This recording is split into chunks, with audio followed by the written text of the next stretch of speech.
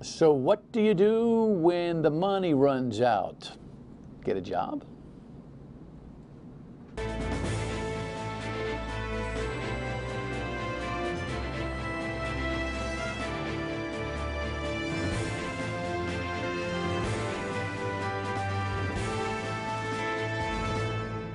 The Dan Yorke State of Mind program is brought to you in part by Lookout Rhode Island and Takeo Comfort Solutions.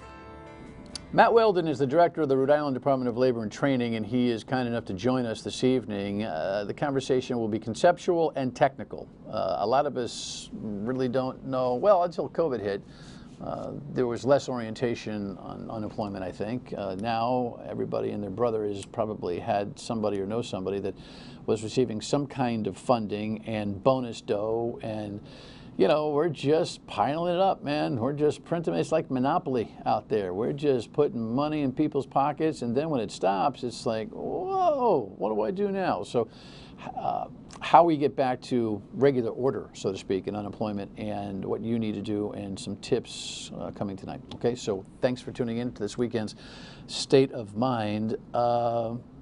Pot to do with politics. We have an official third candidate in the race for governor. Headline here, Seth Magaziner, who is our state treasurer. He's now announced he's going to run for governor. He made that announcement as pictured there outside the construction site of an elementary school on Broad Street in Pawtucket, where he says he has had instrumental impact in terms of creating a funding mechanism for that. The speech was interesting. The points are perfunctory, although he makes multiple references to cronyism inside the government of Rhode Island. Didn't pinpoint a branch, but I'm guessing he's talking about the executive branch, which means he began with a very passive-aggressive attack on Dan McKee while mentioning nothing. This is the challenge that Democrats have. Why won't you take questions? Here he is. There's Ted Nesi asking him why he didn't take any questions. He didn't take any questions because he's trying to control the narrative. That's an old tactic. He's got a lot of heavily paid political consultants working for him. And he decided that after he left this street side announcement that he would shun the media. It was pretty clumsy. His speech was, you know, very well articulated. That was pretty clumsy.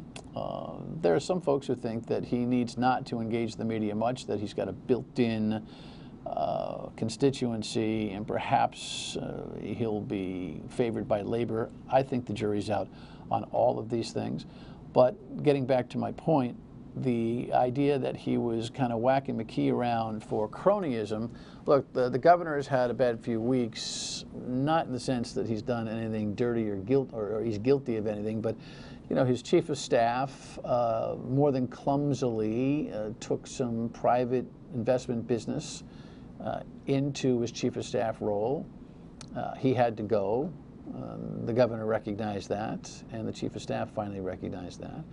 The business of, I'm going to call an audible here, Matt. Throw me a headline here on Governor McKee's contract with the education project. This is something that Tim White first got to on a Target 12 basis.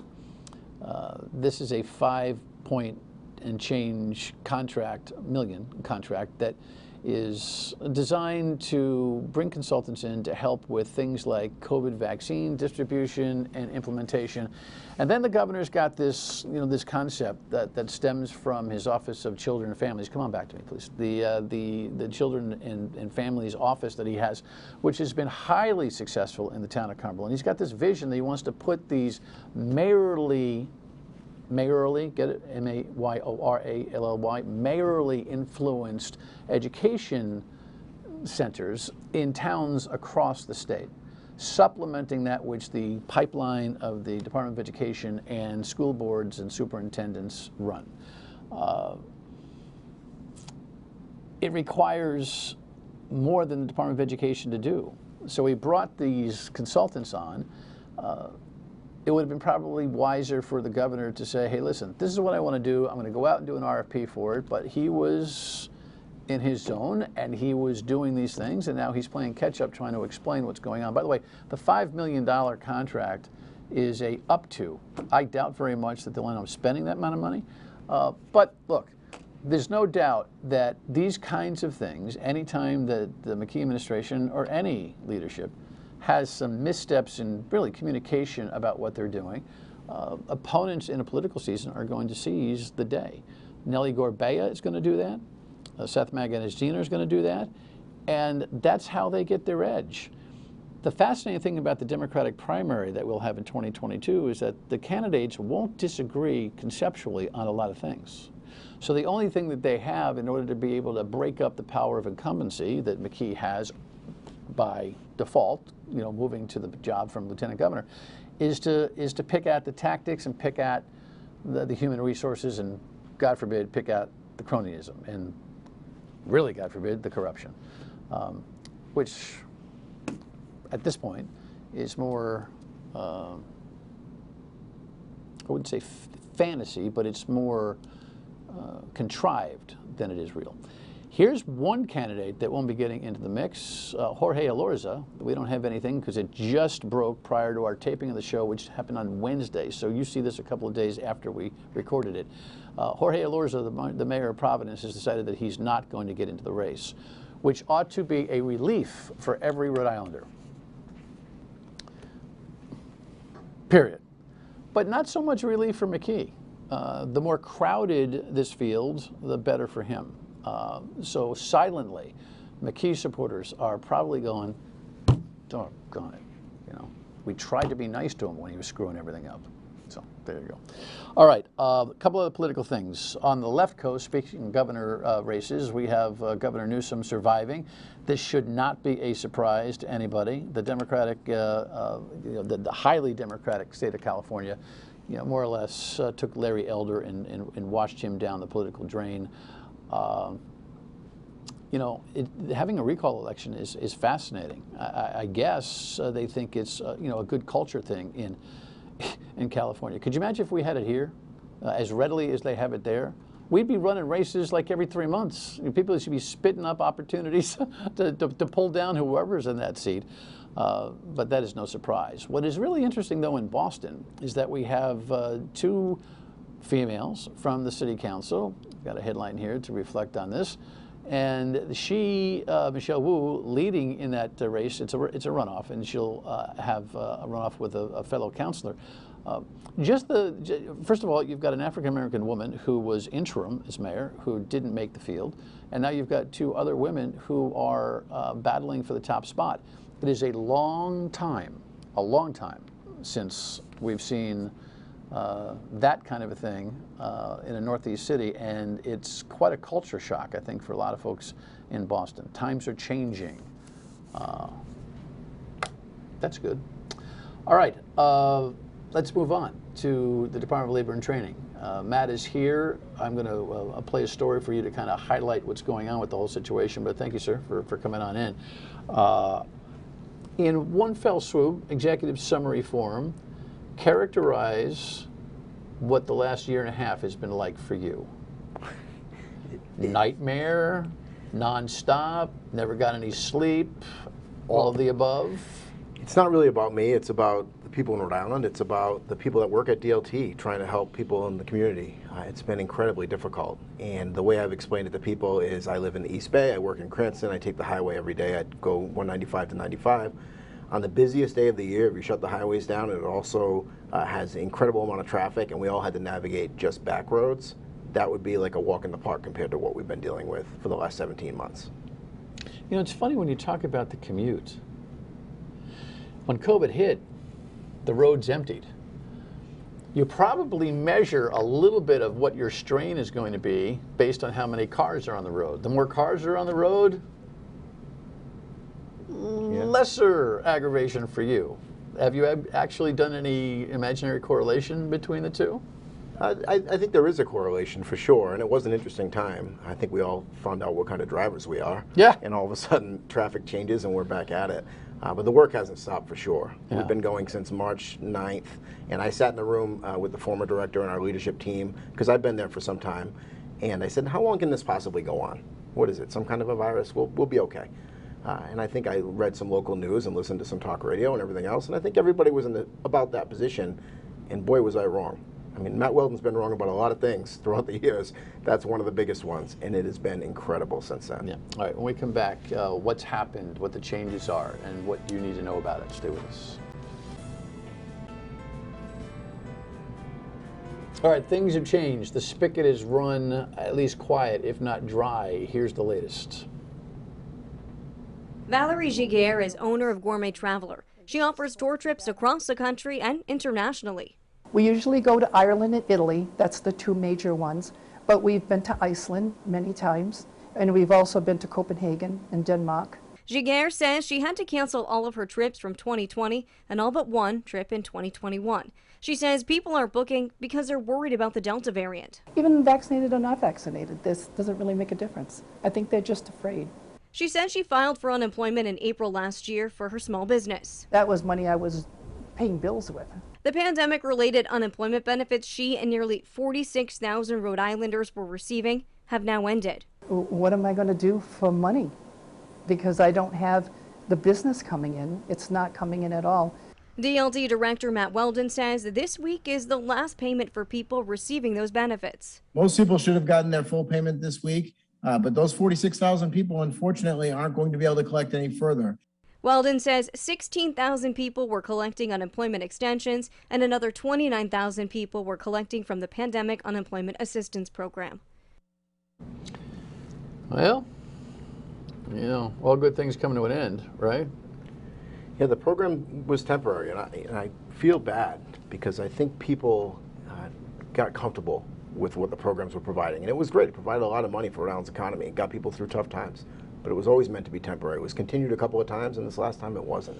It was a big chunk of change that came from all of this stimulus. And I was fortunate enough not to be filing for unemployment during this time, so help me.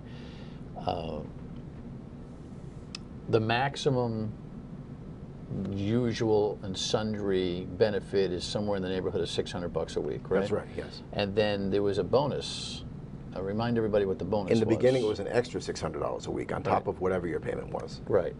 And it lasted for how long? It was around for a few months, and then it went dormant for a short period of time. And there was a FEMA program that paid an extra a few $100s a week, and that went dormant. The state did an extra $200 around the holidays.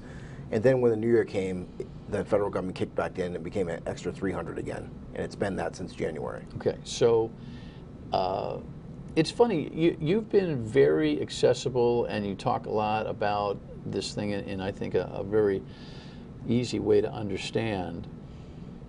Do you feel like your role here is about just explaining the technical, or being somewhat of a psychologist and policy guy in the middle of all this whole situation? It probably sounds cheesy, but I'm a public servant. I mean, I've worked for the state for quite a while now. I've done different things, but I want to help people. I was raised by a family that taught me to help people in our community, and I do feel for people. And I want to make sure that I can convey the message, explain it in a way that people understand, because it's very technical, but then let them know that we're there to help. So you were warning everybody, it's coming, it's coming, it's coming. I have long found that the general public finds out about things only when their wallet is immediately impacted, and when all of a sudden the money goes dry or a bill comes due. I can tell you stories in my career where we think that everybody understands what's going on with a public policy or some public initiative, and nobody knows until it's like, what? I have to pay what? Or what? I'm not getting what? Did we find this when the spigot was turned off? So this shock and awe in terms of what people were dealing with? Absolutely. And this is the first week. Last week, we made the last payment, so people got paid again. And this week they didn't. And when I woke up on Sunday, it wasn't as bad as I thought. I do my email every Sunday morning, and I take a cup of coffee, and I look and see how things are going. And I know very quickly if there's a problem with our system.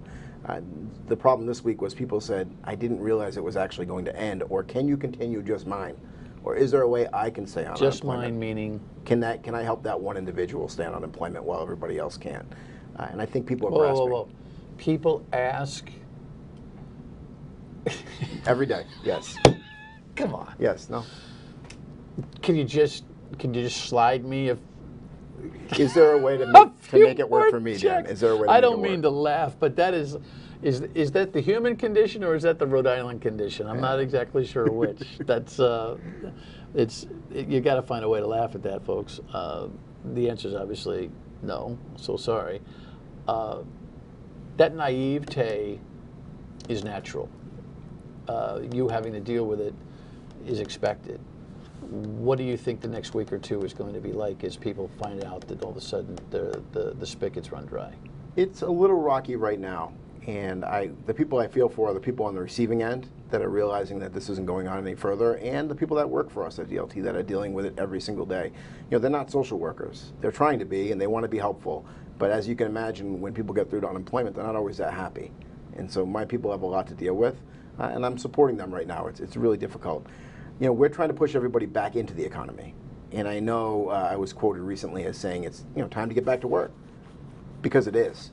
And I'm not trying to hurt people, but I don't know how long people can go without a paycheck. Well, this is kind of what I was talking about. It's not usual that anybody in your particular role is forced to or options into opining. I don't. By the way, that's not a criticism. Offering that sentiment is kind of like, hello, guess what? Times have changed. You take a little pressure off the pals when you do that, in the sense that you're saying something that is emphatically true, quite obvious, but generally a bureaucrat doesn't say it. You count the beans and you issue the checks, right?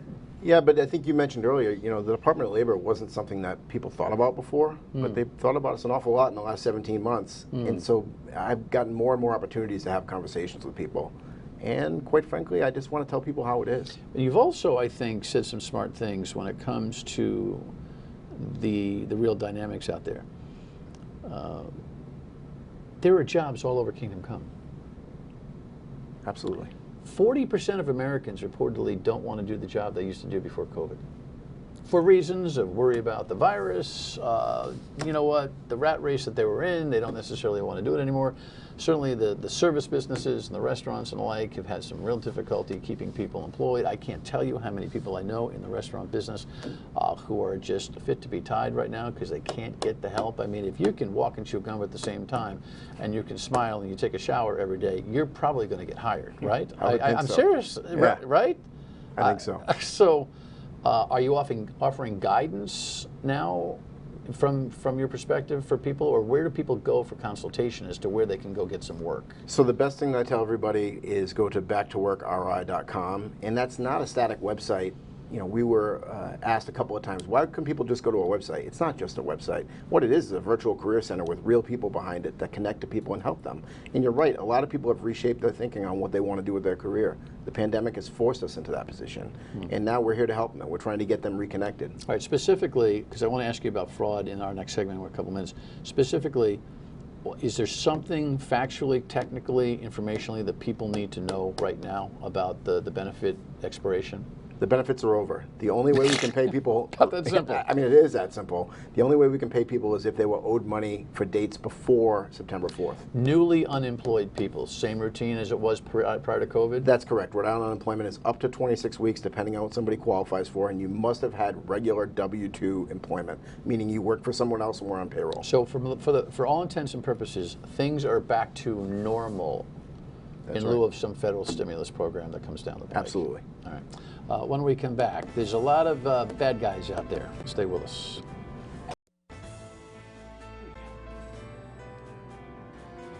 Yep, so the checks get printed, and that's quite an operation. Matt Weldon runs the DLT. We got some bad guys out there. We only have a few minutes. When you're sitting at home and you receive actually an issuance from the DLT that says your unemployment claim is X and blah, blah, blah, and do this to actually collect, and you say, wait a second, I'm working. That's happening a lot, isn't it? A lot, yes. And you have a fraud division that you're operating right now to try to penetrated. Give me the 2-minute summary on what's going on with that whole thing. Sure. So this has happened. It's a very well organized international fraud scheme. It's happening in every single state throughout the country, and it's disgusting. It's really disturbing to all of us that are trying to work in these programs. The most important takeaway, if you get that notice and your name and the last 4 of your social security number on it, it means somebody had your information. They didn't get that information from DLT. They got it elsewhere, probably through a large national data breach, and they used it to file a claim in your name, because for them it's free money.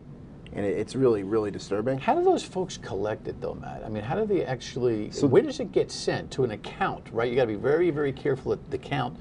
Most of them use internet bank accounts, and they set it up, and they use something called a money mule, is what we've learned, which is they get somebody to open the account, that person gets the money out, and then they use them to funnel that money back into their own accounts. If it happens to you, if you get it, if all of a sudden there's been a claim made and you know you didn't make it, first step is to do what? Rhode Island State Police website, which I believe is risp.ri.gov. But go to the State Police website, right on the front page, you can file a complaint or file an incident report, really, or go to Rhode Island DLT's website, dlt.ri.gov. Tons of information there, too. Okay. Are people catching it in time for the most part? Yeah, all of our systems now are pretty good, and we've refined them week over week for the last 17 months, working very closely with the state police and other law enforcement. Why, again, not a critical question, more curious, why don't you catch it? In other words, why would John Smith get a claim? Because it's called imposter fraud. They're posing as John Smith. So Okay. it looks like John Smith is filing. And what happens is we submit the information through a Social Security Administration database, which checks the date of birth, the Social Security number, and the name, and says, this is him. And so then we start the claim process. But we usually don't pay it now.